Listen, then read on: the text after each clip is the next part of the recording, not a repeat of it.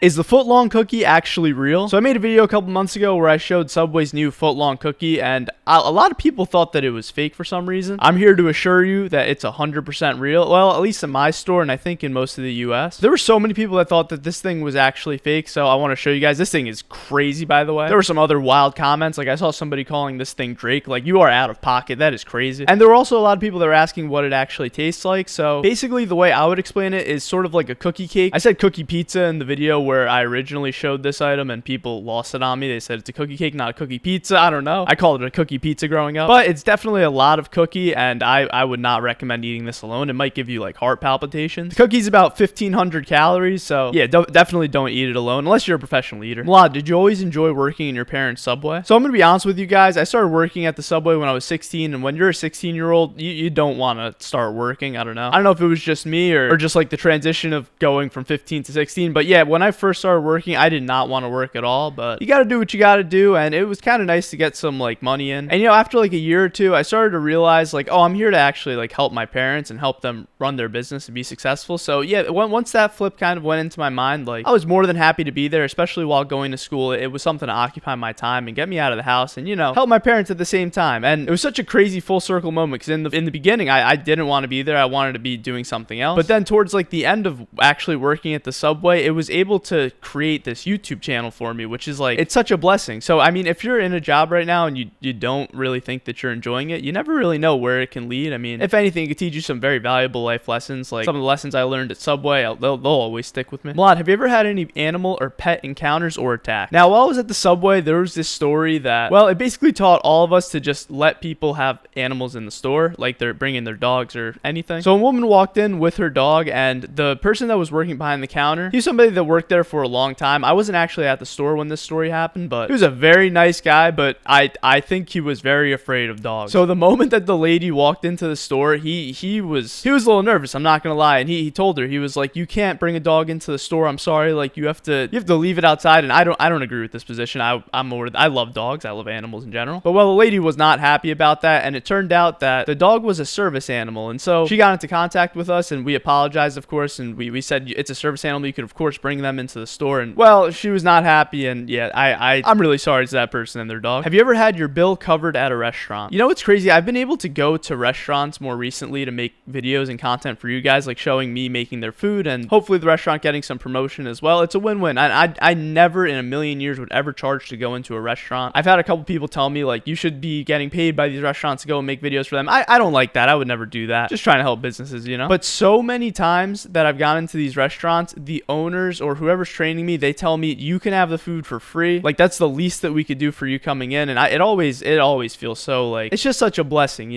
And I always offer to pay, but I don't think to date one restaurant has let me actually pay for the food that I make. And they give us so much that I get to go give it to my family and my friends, and it's such a blessing. So thank you guys. You guys are the reason that I'm able to do this. If I can ever meet one of you guys and give you guys a free meal or cover your bill at a restaurant, I'm gonna do it. That's the least I could do. Have you ever gotten punched in the Subway? I've never personally gotten punched at the Subway. Sure, people will like get angry, or like I don't think I'd ever meet somebody that would fight someone over a sandwich, but I've definitely seen some clips online where like someone will just jump over the counter and then they're just throwing hands, and it's like, I can't do that. Like this is a Subway, it's not a UFC octagon, But when I was younger, when I was like 9 or 10 years old, on Halloween I knocked on a door with an alien costume, and the little kid that answered the door was so scared of my alien costume that he punched me in the face. So that'll always be a core memory. Milad, who is your nicest customer? We have so many nice customers. I don't get to talk about them as much because I usually will talk about like the Karens or the more awkward and hilarious situations at the store, but I think probably like 99% of the customers that come into the Subway are just like incredible, amazing people. It's just the 1% that makes for entertaining stories, if we're being honest. But I remember this guy that used to come in. He was an older gentleman, and he just brought such positive vibes. Like he was maybe the most Italian person that I've ever seen in my life. But I remember one time he told me that I make one of the most incredible sandwiches that he's ever had, which is like, as a sandwich artist, that is the best compliment that there is. And he would almost consistently leave me $5 tips, and like I think at Christmas once he left me like a $30 tip, which is crazy. Tipping your Subway worker $30, like you are a good human being. And then another one I could think of was this crossing guard, and she was one of the most wholesome people I've ever seen too. She would always ask me how my day's going, and she told me the same thing. She said I make a great sandwich. What is the weirdest food somebody's tried to order? I've said it once, I'll say it again. Working at Subway, or basically any fast food place of that matter, you're gonna get some really weird requests. I'm sure working at restaurants, you get even weirder requests. Some of the not so weird ones that I've had is people like bringing in their own bread or like bringing in their own wraps. Like Subway doesn't have gluten-free wraps or rye bread, so if people want sandwiches on those, they'll bring in their own, which that's not weird. Like I understand that, but I've had somebody bring in their own salmon to put onto a sandwich, which I thought that was an interesting choice. We're not really allowed to put other people's stuff onto a sandwich, but if it's like a bread, I think it's okay. And then like the salmon, for example,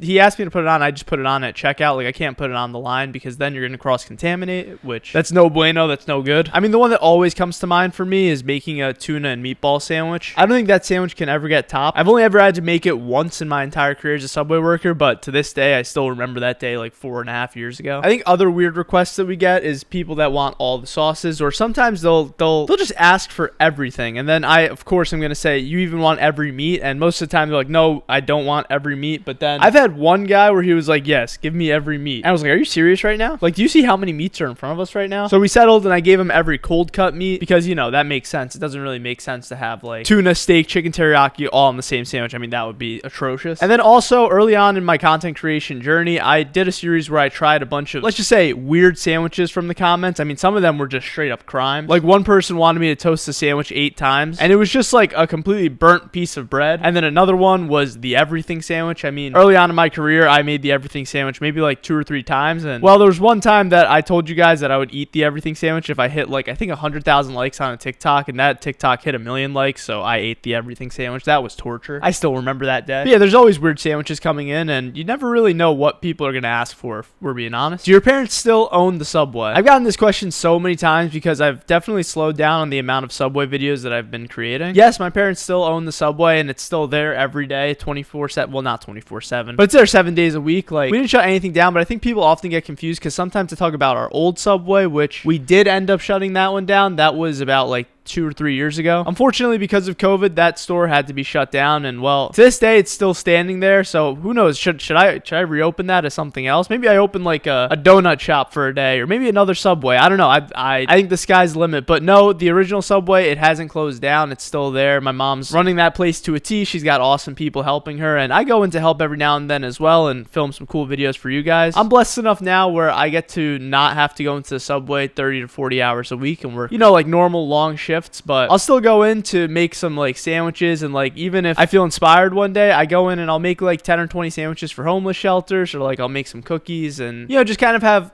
as much fun with it as I can, while obviously, you know, helping my parents and all that fun stuff. I don't know when, if ever, that Subway will shut down, but there's no plans of it anytime soon. Thank you guys for watching this video. I hope you enjoyed it. I really love making these videos for you guys, and if you enjoy watching them, please leave a like and leave a comment. I read through every single comment, so I'm always looking for feedback or just your funny stories. So let me know. I love you guys. Have a great and beautiful day. Peace.